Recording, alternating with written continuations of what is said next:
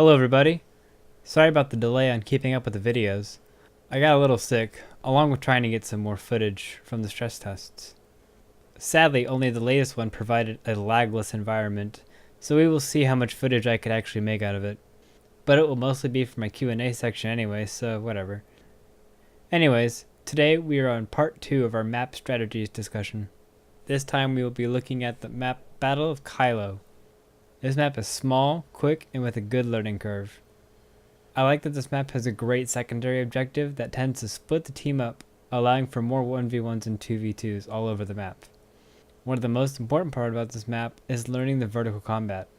The map is very well layered so that you are allowed to get vantage points on your opponents, and gives ways to sneak around to different objectives while staying out of view. There might also be the factor that this was the first structured PvP map we ever saw for Guild Wars 2, so we've been looking at this map for almost a year. This was part of the beginning of the big hype that started when the press first got their hands on the game. In my opinion, Battle of Kyhlo is the best structured PvP map at the moment because the map is very diverse with its verticality and closed off arena sections, while having very good secondary objectives. The trebuchets are good at helping battles over nodes and give great map vision if you don't have control over the clock tower yet. But you sacrifice having an extra body to be able to capture nodes. This makes it a good secondary tool rather than a necessity to win the map. Also, having the ability to destroy the trebuchets can also seal a victory by limiting the enemy's options until they get repaired. Alright, let's get into some actual strategy. The diagrams are made from the view of the blue team, but I will be talking from the point of view of either side, so keep that in mind. Starting out, capturing the clock tower is still considered the most important meta right now. It makes sense on this map because of the view you have from the clock tower for information, and you are also equal distant from any objective from there. So send your point guardian to the nearest side node, send one to the trebuchet for damage and map vision, and have the rest go duke it out for the clock tower. Be sure your trebuchet breaks down the clock tower roof before your teammates get there, or he will be delayed in being able to help out with the team fight. Make sure you communicate how many you're facing and if you see the other team using their trebuchet. The man on the trebuchet can call out how many of the other team went to their side node, and the people at clock tower can call out how many they are fighting and if they are getting bombed by an enemy trebuchet. Your point guardian on your side node is on a sort of a plateau, so he cannot see how many he is fighting until he's basically in battle, so knowing where everyone is can prepare him for a surprise attack. This can also help prevent a sneak attack on your trebuchet if you can't figure out where their entire team is. Once you have claimed the clock tower, there should be only one defending their last node. I thought of 2 ways to approach this. First idea. Have 2 from clock tower move in to capture the last node with your trebuchet as backup firepower so their point guardian is forced off his node quickly. Easy victory. The other way is to have all 3 from clock tower go to the last node, while the point guardian goes to take on the enemy trebuchet, and your own trebuchet man leaves for the clock tower. I find trebuchet is great for taking over nodes and getting vision in the beginning, but once you have the nodes, it is better to have another man roaming the map or helping to destroy the enemy trebuchet. Now that you have complete map control, send your point guardian to the enemy team's closest side node and have the rest of the team regroup at clock tower.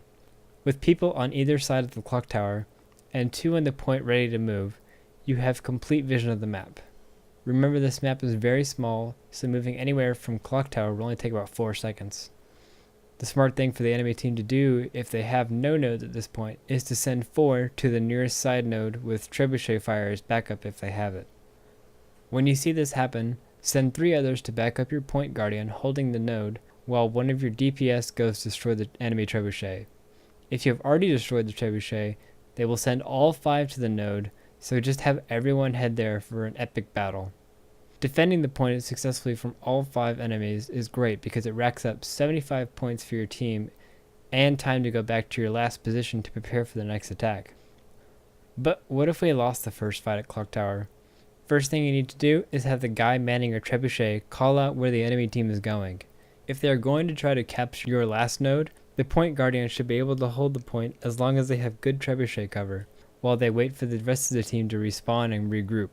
After you have all joined up and defeated the other team, all 4 of you need to move towards clock tower to cap the node, quickly taking the lead. From here, you cannot move anywhere. it is important that you stay and make another stand against their team before you push again. Use the ledges outside the windows of Clock Tower on each side to be able to view and call out where the enemy team is going. Wait till they try to attack one of your nodes and fight on that node. It gets you more points and it's easier for your trebuchet to hit more targets. After you win again, you can either go for their trebuchet or their last node.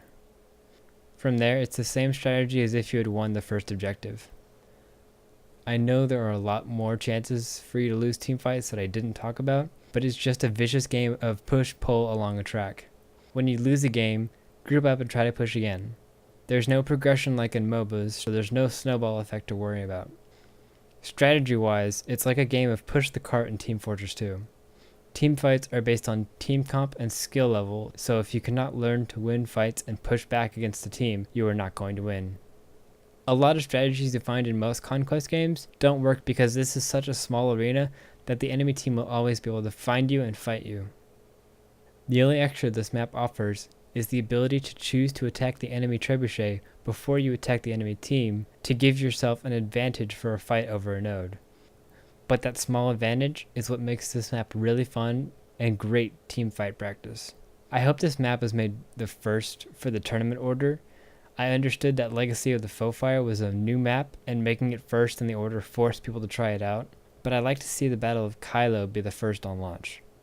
Team composition possibilities I thought of: you can use a Point Guardian, Warrior, Ranger, Engineer in the Trebuchet, and Support Elementalist.